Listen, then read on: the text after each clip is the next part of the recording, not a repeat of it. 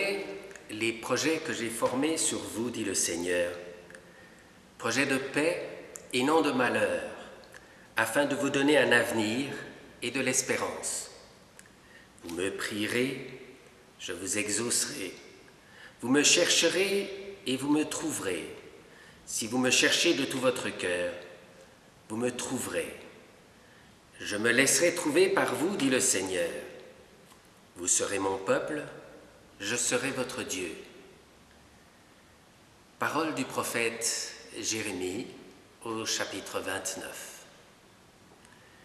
La grâce de notre Seigneur Jésus-Christ, l'amour de Dieu le Père et la communion du Saint-Esprit sont avec nous tous aujourd'hui.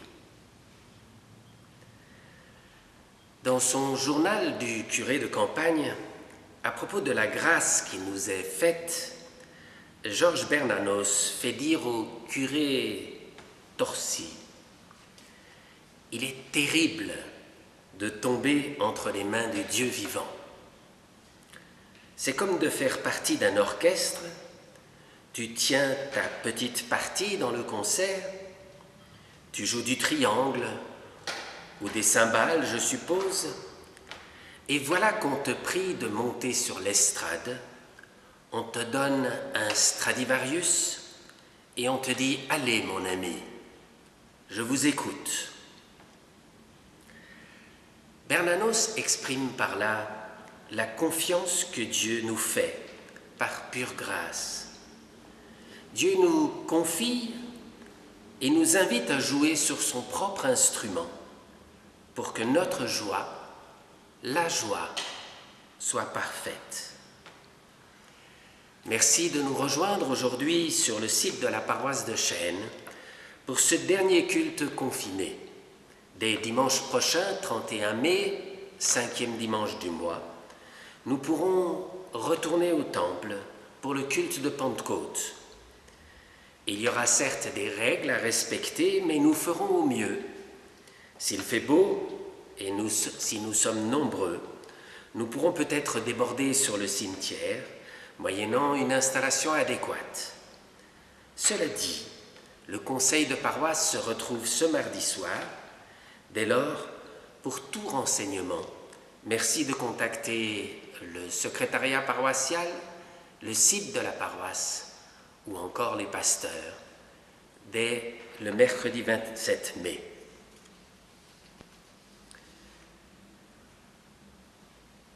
Nous lisons au psaume 46.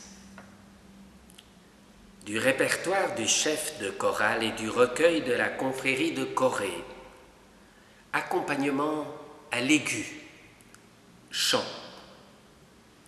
Dieu est pour nous un abri sûr, un secours toujours prêt dans la détresse. C'est pourquoi si nous n'avons rien à craindre, même si la terre se met à trembler. Si les montagnes s'écroulent au fond des mers, si les flots grondent, bouillonnent, se soulèvent et secouent les montagnes, un cours d'eau répand la joie dans la cité de Dieu, dans la plus sacrée des demeures du Très-Haut. Dieu est dans la cité, elle tiendra bon. Dès que le jour se lève, il lui apporte son secours. Les nations grondent, les empires s'ébranlent, mais Dieu donne de la voix et la terre vacille. Le Seigneur de l'univers est avec nous, le Dieu de Jacob est notre forteresse. Venez voir ce que le Seigneur a fait, les actes stupéfiants qu'il a accomplis sur la terre. Il met fin aux guerres jusqu'au bout du monde. Il casse les arcs, il brise les lances, il met le feu aux boucliers. Cessez, crie-t-il, et reconnaissez que je suis Dieu. Je domine les nations, je domine la terre. Le Seigneur de l'univers est avec nous. Le Dieu de Jacob est notre forteresse. Amen. Nous chantons au cantique 326 du psautier Psaumes et Cantiques un beau cantique de l'Ascension, rarement chanté, attribué à Handel.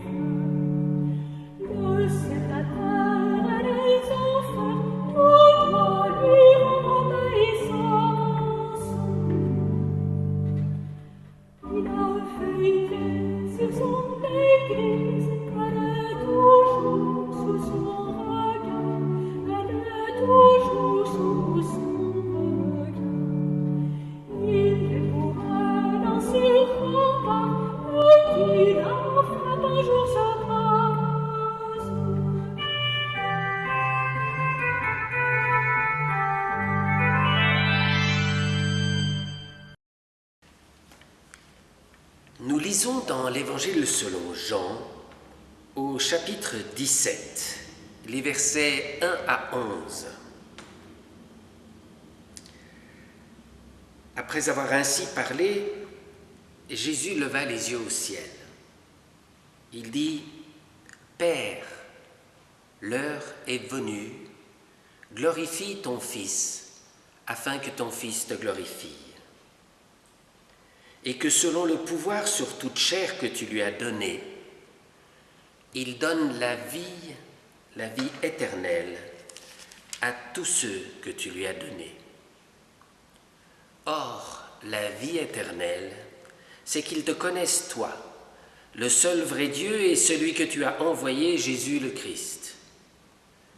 Je t'ai glorifié sur la terre, j'ai achevé l'œuvre que tu m'as donnée à faire. Maintenant, Père, glorifie-moi auprès de toi de cette gloire que j'avais auprès de toi avant que le monde fût. J'ai manifesté ton nom aux êtres humains que tu as tirés du monde pour me les donner. Ils étaient à toi, tu me les as donnés, ils ont observé ta parole.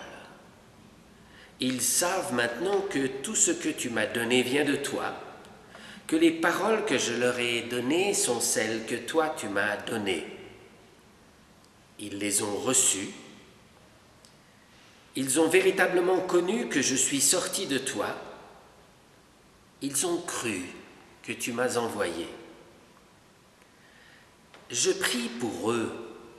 Je ne prie pas pour le monde, mais pour ceux que tu m'as donnés. Ils sont à toi, et tout ce qui est à moi est à toi, comme tout ce qui est à toi est à moi, et j'ai été glorifié en eux. Désormais, je ne suis plus dans le monde. Eux restent dans le monde, tandis que moi je vais à toi, Père Saint. Garde-les en ton nom que tu m'as donné, pour qu'ils soient un, comme nous sommes un. Et dans le livre des Actes des Apôtres, ce passage qui suit immédiatement le jour de l'Ascension. Quittant alors la colline, appelée Mont des Oliviers, les disciples regagnèrent Jérusalem. Cette colline n'en est distante que d'un chemin de sabbat. À leur retour, ils montèrent dans la chambre haute où se retrouvaient Pierre, Jean, Jacques et André, Philippe et Thomas, Barthélemy et Matthieu, Jacques, fils d'Alphée, Simon le Zélote et Jude, fils de Jacques.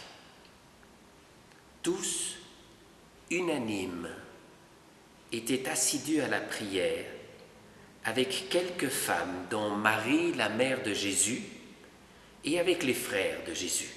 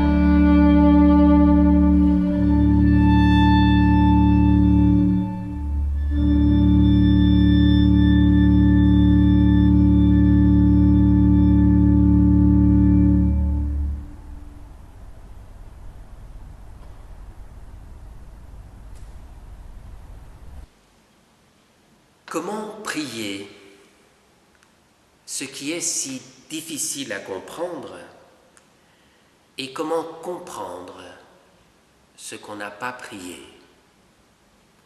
La formule est de Dietrich Bonhoeffer. Elle pourrait résumer ce que nous sommes invités à méditer en ce 7e dimanche du temps de Pâques. Jeudi dernier, il y a donc 4 jours, nous avons fêté l'Ascension. Cette fête célèbre la montée du ressuscité vers Dieu 40 jours après Pâques. Ce laps de temps, à sa façon, récapitule symboliquement toutes les quarantaines bibliques. 40 ans d'exode dans le désert, 40 jours de Moïse sur le Sinaï, 40 jours de jeûne d'Élie avant de découvrir Dieu dans un souffle ténu, 40 jours des tentations de Jésus au désert. Pendant ces 40 jours entre Pâques et l'Ascension, Jésus a tout réexpliqué à ses disciples, encore une fois, eux qui étaient totalement désemparés après la crucifixion et même encore après la résurrection. Dimanche prochain, nous fêterons Pentecôte, le moment où Dieu envoie le Saint-Esprit, présence du Christ par le souffle, pour accomplir sa présence et sa promesse de ne pas nous laisser orphelins. Le 7e dimanche du temps de Pâques tient lieu en quelque sorte de temps entre, un peu comme le samedi saint est un temps entre la crucifixion et l'aube de Pâques. La tradition de l'Église propose pour ce jour la prière dite sacerdotale que nous venons de lire en Jean 17. Elle propose de faire de ce temps entre, comme de tous les moments de transition de notre vie, une prière. C'est ce que la première communauté a pratiqué, comme en témoigne l'extrait du livre des Actes des Apôtres que vous venez d'entendre. La tradition s'appuie sur la prière d'adieu de Jésus quelques instants avant son arrestation pour habiter ce temps. Cette prière clôt 3 chapitres de discours d'adieu de Jésus à ses disciples. Les spécialistes s'accordent pour dire qu'il s'agit d'une synthèse qui rassemble l'essentiel du discours d'adieu qui a eu lieu auparavant. Cela signifie que Jésus a choisi de clore son ministère d'enseignement, d'interpellation, de guérison, non pas par une ultime doctrine, mais par une prière. Cela suggère-t-il qu'à un moment donné, les beaux discours, les mots choisis, la force de conviction, la doctrine la plus juste, tout cela s'arrête et n'a plus cours? On peut le penser. Dans notre passage, Jésus précise bien « J'ai achevé l'œuvre que tu m'as donnée à faire dans le monde. » Heureux l'homme, la femme, qui à la fin de sa vie peut dire « J'ai accompli l'œuvre qui était la mienne. » Surtout qu'ici, celui qui dit ces paroles, Jésus, n'est pas un vieillard, il a à peine 30 ans. J'ai achevé l'œuvre. À un moment donné, c'est bon. Ainsi, au terme de son discours d'adieu, Jésus lève les yeux vers le ciel, dit « Père ». Jésus prie. Ses disciples viennent d'entendre son discours, son dernier discours, et là, il participe à sa prière. Je me suis imaginé un bref instant un père de famille sur son lit de mort qui rassemble les siens autour de lui. Chacun pense à d'ultimes directives que l'aïeul va donner, peut-être à sa part d'héritage. Or, le vieillard ne dit pas « Voici mes dernières volontés » ou « Voici le livre que j'ai écrit » pour que vous puissiez garder la mémoire de ce que j'ai vécu et de ce que j'ai été. Tout cela est très important, mais c'est pour avant. Le vieillard dirait à ce moment-là, « Voici, je vous confie ma prière, la prière qui m'a aidé à traverser la vie. » En quelques mots s'exprimerait là le cœur d'une vie, ses combats, ses reconnaissances, ses difficultés. Certains parmi nous connaissent une prière qui a été au cœur de la vie de l'un des leurs. Tout récemment encore, quelqu'un m'a dit à propos du psaume 23, « J'ai entendu ma mère prier ce psaume toute sa vie. » Selon les spécialistes, la prière de Jésus ici récapitule l'ensemble du discours d'adieu, 3 chapitres, synthétisés en quelques versets en somme. Avec les disciples, les croyants de la première communauté johannique, en lisant ou en entendant ce texte, nous sommes comme rendus participants de la prière même du Christ, de sa dernière prière. J'imagine que comme moi, dès la première lecture, vous avez évidemment tout de suite compris tout ce que Jésus a dit. Les disciples, quant à eux, s'étaient dit les uns aux autres quelques instants auparavant, quelques versets auparavant, « Qu'a-t-il voulu dire ?» Or ici, ils se taisent. Et pourtant, ont-ils pour autant tout compris?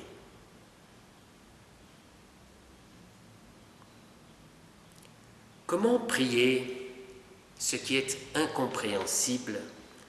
Comment comprendre ce qu'on n'a pas prié? Disait Bonnefer. Magnifique formule, vous en conviendrez, qui nous rejoint à la fois dans le mystère qui est au cœur de nos vies, ces questions, ces excès, ces moments de combat, d'humiliation parfois, d'abandon, de maladie, de faim, de peur, d'abattement, de pénitence, tantôt même de colère contre l'ennemi, contre l'adversaire, de demande de justice ou de réparation, mais aussi de louange, de confiance retrouvée enfin, d'émerveillement face à la création. On retrouve tout cela dans la diversité des psaumes.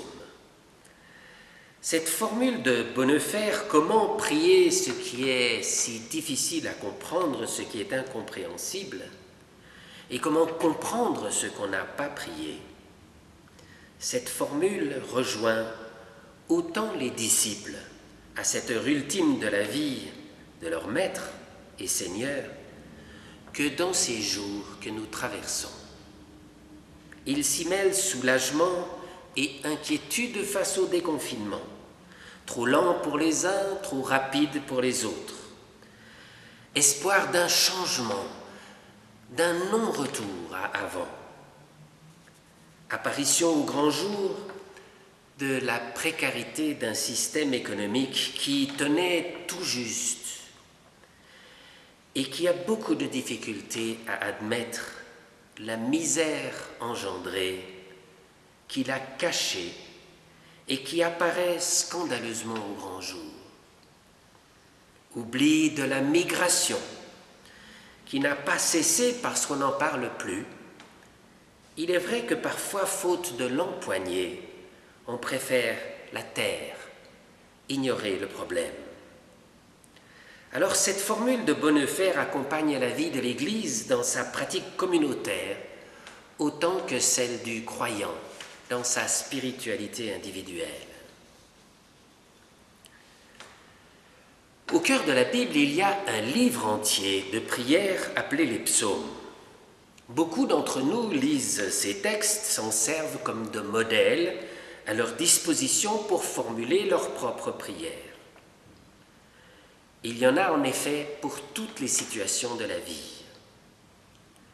Peut-être conviendrait-il cependant, en les lisant, de ne pas les réduire à des paroles qui deviendraient juste notre prière, mais de leur restituer sans cesse leur valeur de parole de Dieu, de prière de Dieu, appelée à nous décentrer.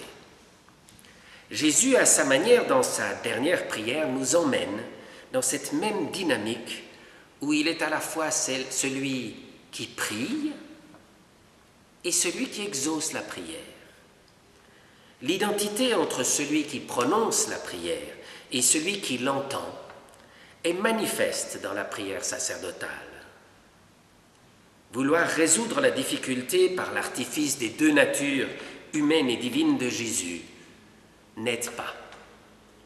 Comprendre en revanche la part de prise en charge de Dieu dans la prière, ici dans la prière de Jésus, mais déjà dans chacun des psaumes et peut-être dans chacune de nos prières, me paraît beaucoup plus porteur.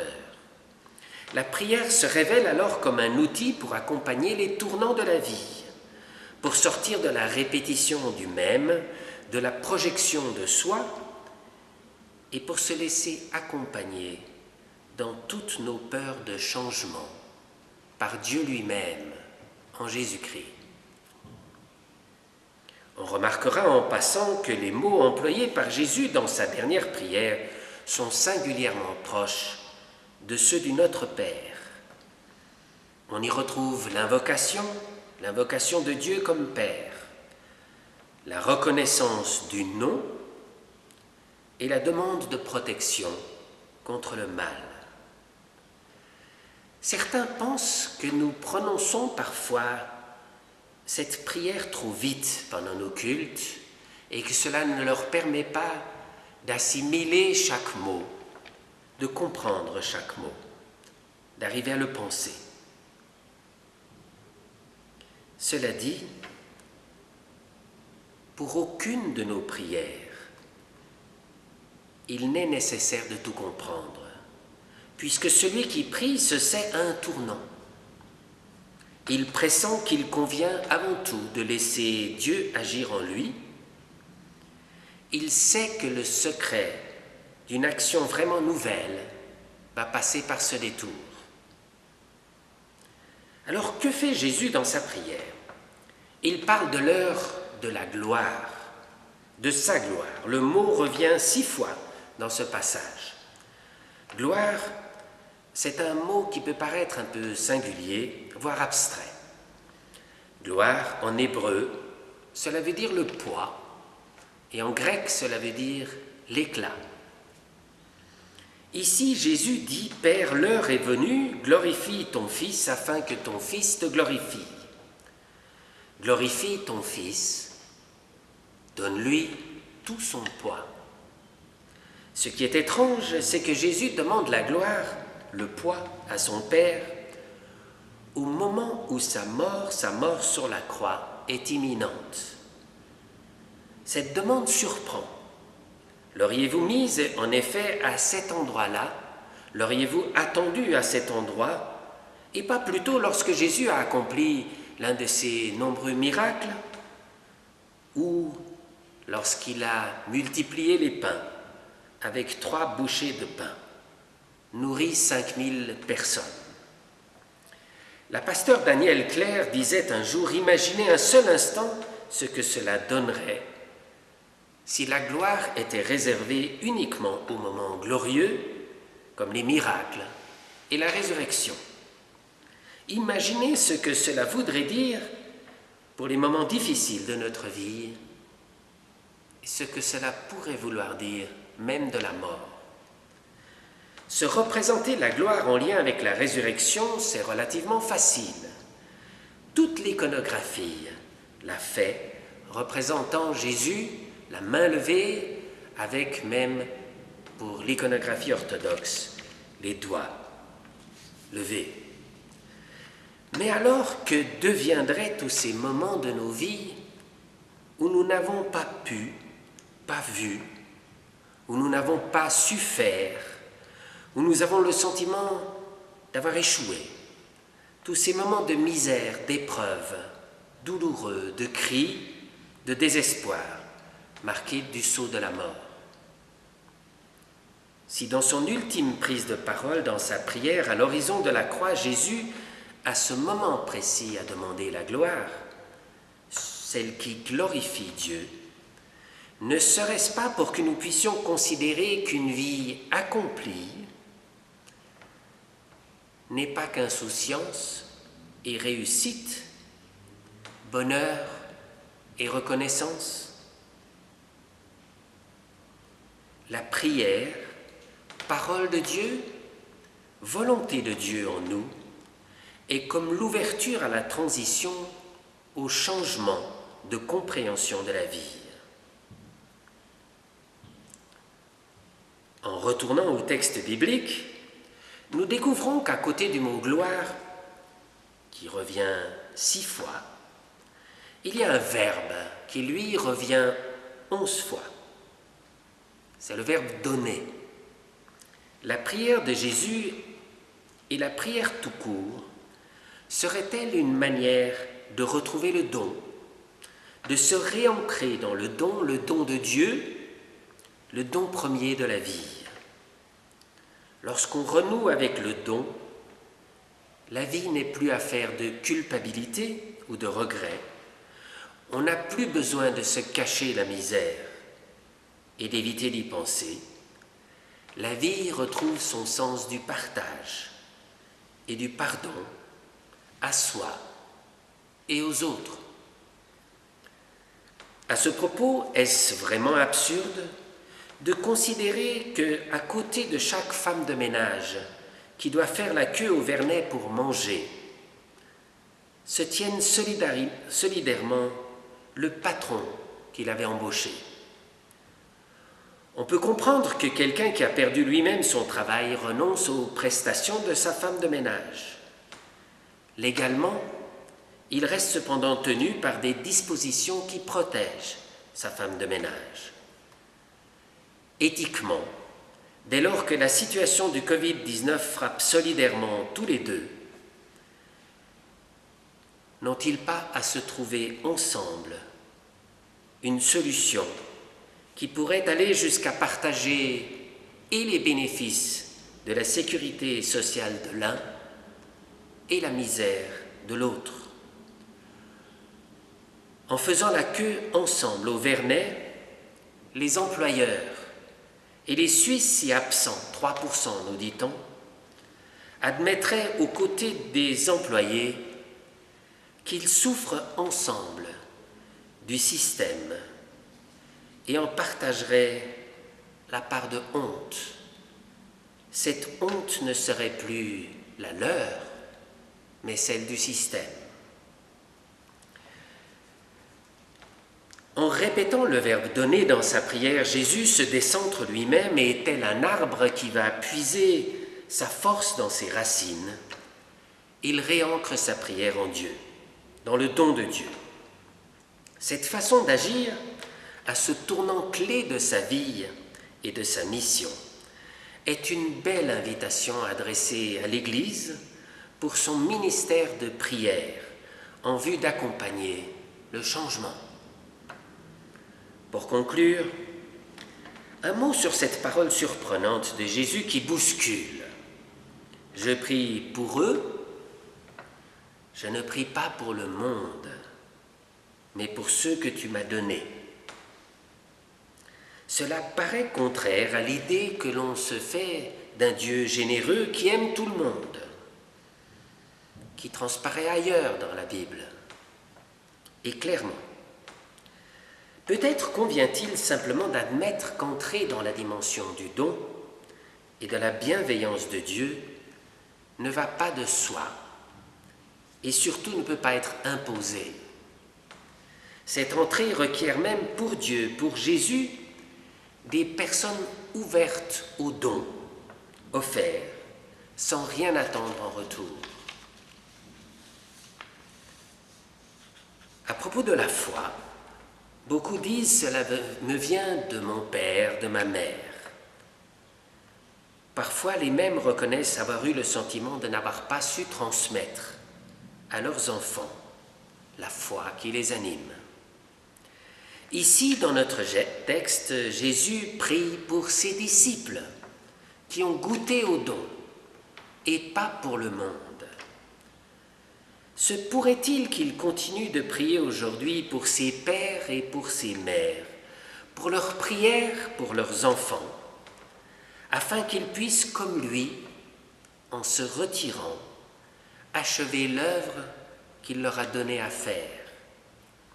Le vieillard qui confie sa prière, la prière qu'il a habitée toute sa vie, n'impose rien. Il n'ajoute rien, aucun enseignement, aucune dernière volonté.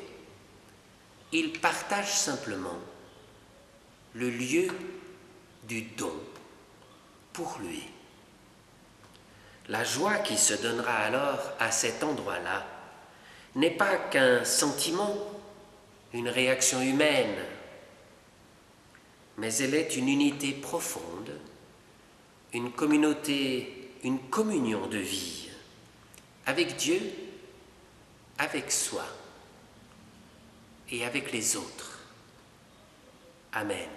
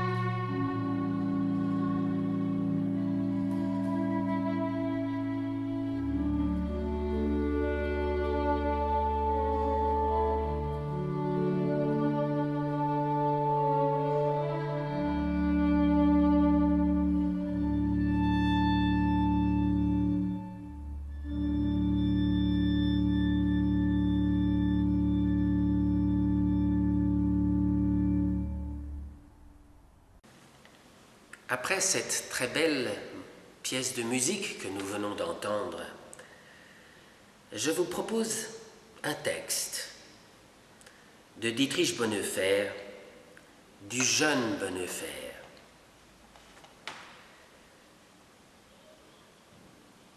La puissance de l'être humain, c'est la prière. Dès ta jeunesse, habitue-toi à la prière. Prier, c'est prendre son souffle auprès de Dieu. Prier, c'est donner sa vie à Dieu et la lui consacrer. Prier, c'est se confier à Dieu. Lorsque le soir tu t'allonges pour t'endormir, joins tes mains, fais silence en toi et demande à Dieu de venir auprès de toi. Ensuite, dis-lui comment tu as passé ta journée et si tu l'as sanctifiée ou profanée. Dis-lui si tu as passé ta journée avec amour ou avec colère, avec paix ou haine, dans le bien ou dans le mal, dans la pureté ou dans la souillure. Ensuite, prie pour ton âme, afin que Dieu la rende sainte et pure. Puis, aie honte du mal que tu as fait et réjouis-toi du bien que tu as fait. Enfin, devant les yeux de Dieu, nomme ceux qui t'aiment. Remercie Dieu de ce qu'il t'a donné ta mère et ton père, de ce qu'il te donne des amis qui t'aiment, et prie-le de demeurer auprès de chacun d'eux. Et si un jour tu as quelque chose que tu ne voudrais confier à personne, sache que Dieu voit, qu'il sait tout.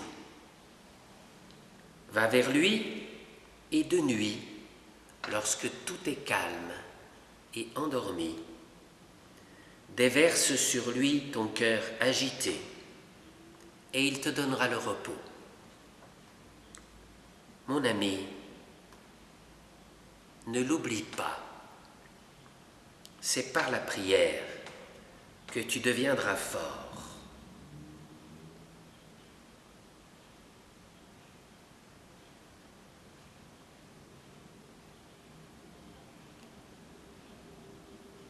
Dans notre prière, Seigneur, de ce jour,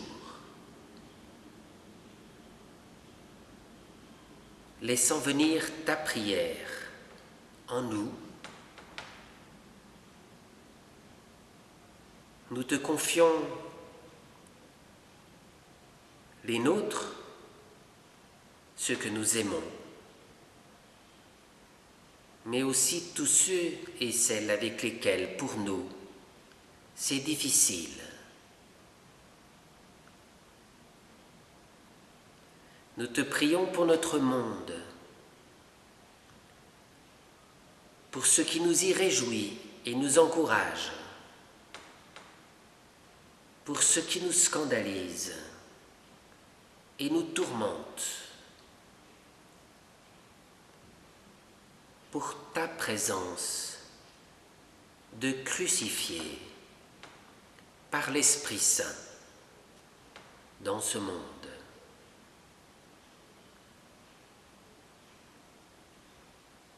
Écoutons ta prière en nous, ton esprit en nous.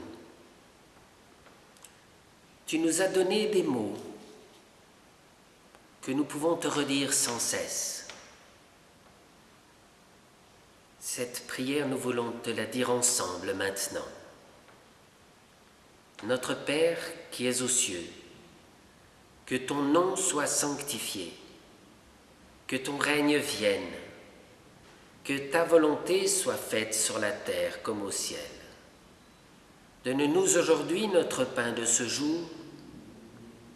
Pardonne-nous nos offenses, comme nous pardonnons aussi à ceux qui nous ont offensés. Et ne nous laisse pas entrer en tentation, mais délivre-nous du mal, car c'est à toi qu'appartiennent le règne, la puissance et la gloire, au siècle des siècles. Amen. Au cantique du cœur à cœur, numéro 102, nous chantons les 2 strophes du chant « Les mains ouvertes devant toi, Seigneur ».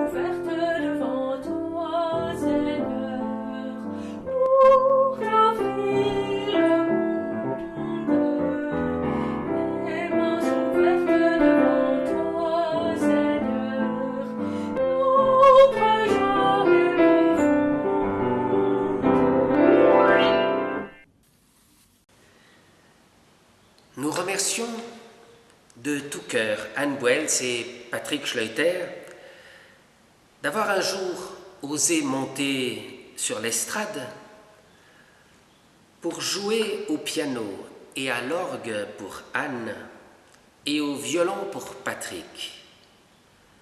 Vous aurez certainement reconnu chez chacun d'eux le Stradivarius de Dieu qui prie et chante la grâce infinie de Dieu. Nous remercions Néré Zabsonré et son équipe d'avoir été depuis le premier dimanche du confinement avec technique et beaucoup d'art, l'équivalent pour nous d'Aaron pour Moïse, le Christophe des pasteurs, celui qui porte le Christ pour eux, pour vous. Dimanche prochain, vous pourrez enfin vous soulager de toutes les collectes rentrées que vous avez retenues ces 13 cultes passés en confinement. Dimanche prochain, vous pourrez enfin vous soulager de toutes les collectes rentrées que vous avez retenues ces 13 cultes passés en confinement. C'est Gabriel Amissi qui présidera ce culte. Vous savez qu'entre les pasteurs, nous faisons un concours, évidemment, de la plus belle collecte entre les pasteurs. Alors là, ça sera clairement Gabriel qui bénéficiera de votre don dans sa liste, mais il le vaut bien. Nous recevons la bénédiction de la part de Dieu. Dieu vous bénit. Il vous garde, il fait resplendir sur vous son visage, il vous fait grâce, il porte sur vous son regard et vous donne sa paix. Dieu vous bénit, le Père, le Fils et le Saint-Esprit, et il fait de vous tous une bénédiction pour les autres dans ce monde. Amen.